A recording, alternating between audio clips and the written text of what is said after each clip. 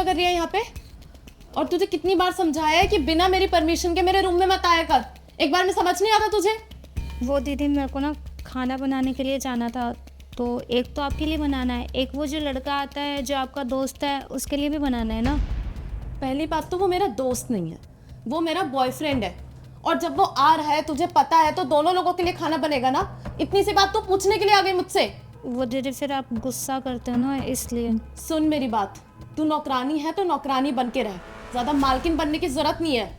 और जब तू फालतू के सवाल मुझसे करेगी तो गुस्सा आएगा ना मुझे, और अगर मैंने तुझ पे गुस्सा कर भी दिया तो ज्यादा जुबान मत लड़ा मुझसे। तो एक तो जैसे तैसे करके मुझे अपने बॉयफ्रेंड के साथ टाइम बिताने का मौका मिलता है, उसमें भी तू बेफालतू में मेरा मूड खराब कर देती है। अब जा यहाँ से खाना बना दे हम दोनों के लिए। वैसे दीदी आप बहुत गलत कर रहे हो, साहब आपसे इतना प्यार करते हो और आप साहब के पीठ पीछे आप किसी और के साथ मिलके साहब को धोखा दे रहे हो। क्या कहा तूने? तू कौन होती है मुझे ज्ञान देने वाली? तुझे मैंने पहले भी कहा है कि अपनी ना हद में रहा कर।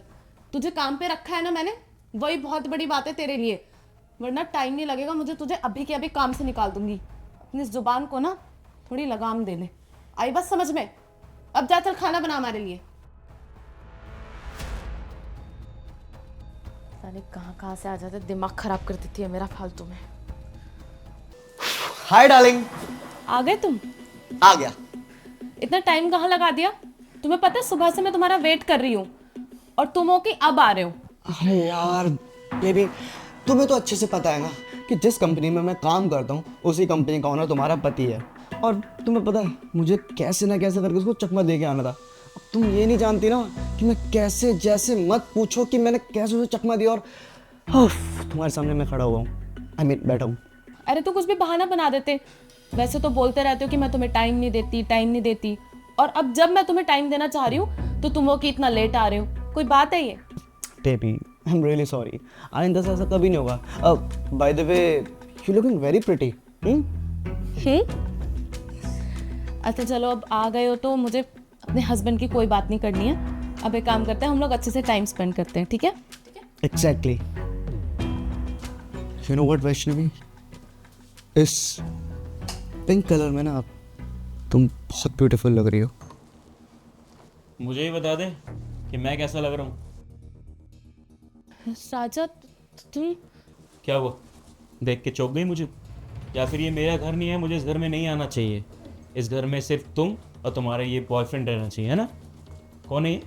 ये कुछ ये दोस्त है। मुझे ना झूठ बोलने की ज़रूरत नहीं है। तुम्हारी सारी सच्चाई मेरे सामने आ चुकी है कि तुम्हारा क्या लगता है और क्या नहीं। इसलिए साफ पूछ रहा हूँ, इन लगता कौन है तुम्हारा? और हाँ, मैं ही बता देता हूँ ना, अभी थोड़ी देर पहले मुझे कांता ने कॉल किया था। कांता,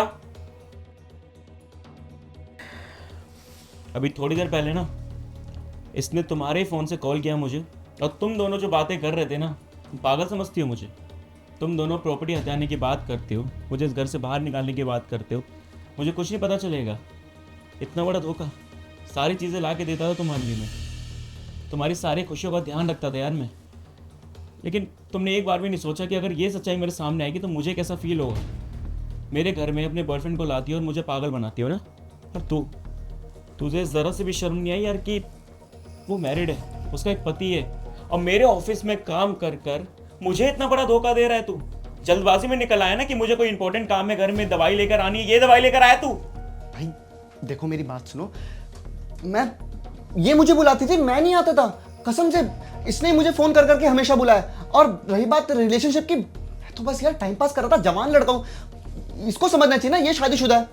मेरी बात सुन, ये जो डायलॉग बाजी है ना, ये कैमरे के आगे एक्टिंग करिए, मेरे सामने करने की जरूरत नहीं है। तेरे खिलाफ ना ऑफिस में ज़रूर एप्लीकेशन दूंगा और बताऊंगा तेरी करतूतें, तेरे को जॉब से भी निकालूंगा और सब जगह से। अभी के लिए इस घर से निकल जा, वरना मेरे से बुरा हाल हो जाएगा। निकल। ओके मैं निकलता हूं। और तुम्हें शर्म नहीं आई?